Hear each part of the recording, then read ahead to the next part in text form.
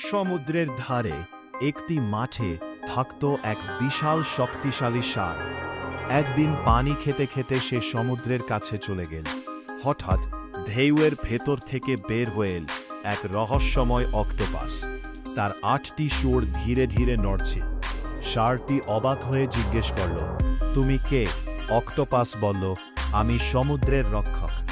হঠাৎ বড় ঢেউ এসে ষাঁড়টিকে কাদায় আটকে ফেল।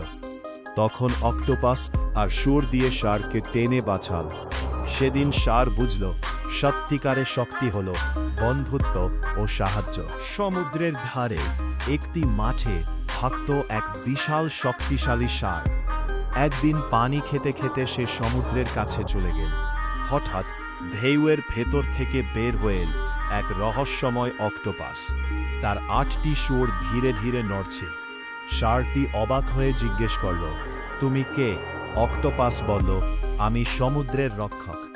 হঠাৎ বড় ঢেউ এসে ষাঁড়টিকে কাদায় আটকে ফেল। তখন অক্টোপাস আর সুর দিয়ে ষাঁড়কে টেনে বাঁচাল। সেদিন ষাঁড় বুঝল সত্যিকারের শক্তি হল বন্ধুত্ব ও সাহায্য।